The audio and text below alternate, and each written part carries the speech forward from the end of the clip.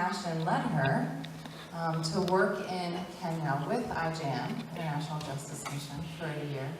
And we're going to have her share more about that. Also, the work in Kenya wasn't just around human trafficking. So IJM has offices all over the world doing different work. So to start us off, can you share more, JoAnn, about what kind of work you were involved in that year? So, hello everyone. So IJM's mission statement is to protect the poor from everyday violence. So everyday violence takes a few different forms. And in Kenya, the two forms of casework that we worked on were police abuse of power and child sexual violence. So both of those were types of caseworks that I was working with. And I know from what you shared that your passion for injustice around the world and God creating this passion and care in your heart started an important part in your life. So share a little bit more about when and how you started to feel this call to care about human trafficking and how God started to bring that into your life. Yeah, so I was saying that this has kind of been building for a long time, but specifically IJM came on the radar in chapel when I was a university student. So it seems like a fitting full circle moment. Gary Haugen, the founder of IJM, came and spoke at our chapel and kind of shared with us his vision for ending slavery in our lifetime, for setting the oppressed free, and then also for calling the church to be the church and to take responsibility for not being complicit in these crimes and also to being kind of the front runner to stopping, and holding people accountable for it. When we think about Jesus coming to set the oppressed free in both body and spirit, I think that call really settled on me, and I really felt like, there's two things at work here, and I want them to kind of come together. And so I had an opportunity to live in Bangkok for a year, and Bangkok is known for sex trafficking and sexual exploitation.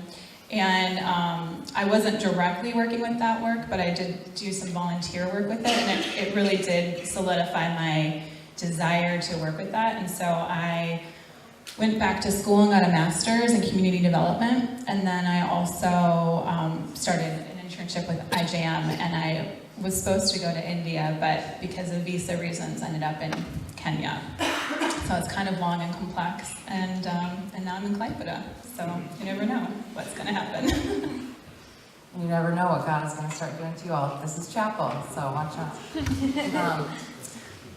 So when I start to think about human trafficking, I actually get really overwhelmed, and Dress Lumber has just been one avenue that I've found that I can kind of start to do something. But really, my journey it's been kind of overwhelming and complex, and I don't know sometimes how to see God's light. I just often see the darkness of the issue or the pain and suffering. And I'm sure, hearing the kind of work that you were involved in Kenya and also in Bangkok, I'm sure at times it was hard for you, discouraging, that you felt darkness in your work or in your own personal journey with God. I love the woman in the video. It was loud at that point, but the woman talks about how there's hope. And she looks right at us and says, I'm telling you, there's hope. So I'd love for you to share a little bit about how did you find hope? What brought hope in the midst of work, or even just now as you think about this issue? So the first thing I was thinking about when reflecting on this question is my own belief that any action that we make towards that is initiated and sustained by God. And so in the midst of something that can be really hard, believing that God brought you there and that God has not abandoned you in that situation. I also think things that bring hope are sort of the things that bring all of us hope in some ways, like the consistent meditation on scripture and prayer and allowing God to speak to us, to calm our spirits, and to pray through the hard things. So IJM actually does 30 minutes of stillness and 30 minutes of corporate prayer daily, which some of you might seem crazy, but it actually was the point that you do feel kind of excited about the work, and you feel like, yes, like there's an impact being made. And we can trust God with the outcome of whatever this is. So I think those are big things. And then I think there is hope as far as kind of the rising awareness about some of these issues in the world. And just thinking about how the church is trying to be a front runner, and to me that is hopeful as well. So I wrote down 4 different passages and kind of was thinking about the role of hope. And the first one is sort of our role, which is Micah 6:8. He has shown you what is good and what the Lord requires of you, to do what is right, to love mercy, and to walk humbly with your God. And then the second one is kind of God's work and God's role in it all, which Hannah read for us earlier in Isaiah 61. And then Jesus repeats himself in the temple when he says that he has been anointed to preach good news and to set captives free, to set the oppressed free, that the time of the Lord's favor has come. And then the next part is thinking about God's plan for us. So John 10:10, the thief's purpose is to steal and kill and destroy, which that is completely true when you're talking about this work. Like there's literal death, there's literal destruction in people's souls. But my purpose is to give a rich and satisfying life. So that's God's plan. And then finally, just kind of the sustaining work and power is John 1:5. The light shines in the darkness, and the darkness can never extinguish it. So whenever there's, particularly when I think about Bangkok and seeing some of the things firsthand, literal darkness, right? It's like it happens at night. But think of yourself as a light. It shines so much brighter when things are dark around. So the light shines in the darkness doesn't understand it, the darkness can't extinguish it. And so that was a really hopeful piece to kind of sit with. The John 10:10 verse, I like the translation that you used. Can you say again, what does that kind of bring? The light shines in the darkness, and the darkness can never extinguish it. I think maybe I meant another verse. What's the one about the thief comes to... Yes, sorry. Okay, yeah. John 10:10. Yeah, that's the one. That's why I write down scripture. The thief's purpose is to steal and kill and destroy. My purpose is to give them a rich and satisfying life. And so it might be hard in the moment to think of something, but is there a short story or a memory that you have that you really saw the sense of God bringing a satisfying life, or just kind of the fulfillment of those words for you that encouraged you? So one story is, our casework in Kenya, there was a man who was being framed by police officers, and they shot him, and he had his arm amputated, but he survived, even though they tried to come in the hospital and kill him. And he ended up being represented by IJM. I think he was the first client in Kenya. And he now is a lawyer and is serving people who couldn't afford law services. So people like himself who was service. So that to me is like such a hopeful kind of full circle. And obviously it's not done yet, right? Like he's helping. So the ideal would be that the oppression doesn't happen in the first place, right? That would be our ultimate goal. But when you think about God redeeming a situation, I think his story does stand out to me. Thank you for sharing that. That is powerful, and I think it's helpful to remember the ways that God does bring redemption, and when we see it, to share that, because it can bring encouragement.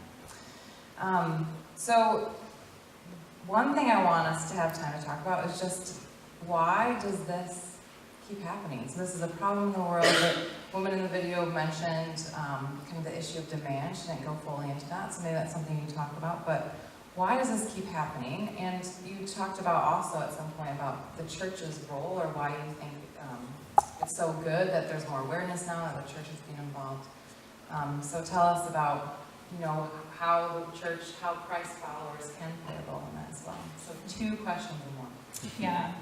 So the first question is demand. So when you're talking about particularly something like sex trafficking, it's happening because people are paying for it to happen. So there's somebody demanding the services, and and oh my gosh, I've heard so many arguments about, well, prostitution's been in existence as long as, people, and it's like, that can't be an excuse, like that's not, it's not a free pass. And also the level that we're seeing, and now on these global stages, the stories that people share, it's just horrifying what is happening. And so, first you have to ask about demand. And so, and where is that coming from? And so, one thing that I think about is don't be part of the problem, right? Don't be part of the demand. So that can be as simple as don't watch porn, don't laugh at jokes that have to do with exploitation or somebody objectifying someone. Any time that you see someone being objectified, speak into that. And I'm not just talking about women either. This is an issue with boys and men, and increasingly so. And so, whenever you see the objectification of someone, use it as a teaching moment, and don't be part of the problem, because it's proven over and over again that the links start at these, things like porn are the gateway drug, if you will, into things like sex trafficking. So there's lots of connections here. So that would be an easy one, maybe not easy for some people, but an easy starting point as far as examining your own heart and what role that you're playing. I think also educating yourself. So there are some books. I know prime students are required to read the book Sold. It's a quick read, but that's a really good insight into some of the things happening with sex trafficking. One of the books that Gary Haugen wrote is called The Good News About Injustice, and kind of the principle behind that is the good news about injustice is that God hates it, right? And so that's the good news, is that God is a God of justice. And then there's also some simple resources like Slavery Footprint. It's a website. You can go and see how many slaves work for me. It's kind of interesting. And just as you start to just, garner awareness of your own part. Another thing that should not be overlooked is prayer. Maybe you commit, 5 minutes a week or 5 minutes a month to pray specifically for these things. And then also be aware of calls to action. So I know that previously they've done like fasting days where you can fast and pray with a global community, or December is just a really easy, simple way to be a conversation piece and start the conversation. JoAnn, is there anything that I didn't give you space to talk about, or anything, any last words of encouragement, or anything else you'd like to share? An unplanned question. What would I say? I guess the other thing I would say is in the same way that maybe my story didn't quite, or first of all, it's not finished yet, right? Like my story is still being written. I'm still living it, and I don't know how these experiences in the past are going to contribute to current or future opportunities. I would say as you, as university students, are thinking about what do I want to do with my life, what kind of impact do I want to have, just be open to the opportunities that are at hand, right? Like the things that are right in front of you. Maybe you can, just go to a local human trafficking center and ask about questions if that's, where your heart is, or maybe Maybe you do want to kind of think about how to mobilize people, how to mobilize the church.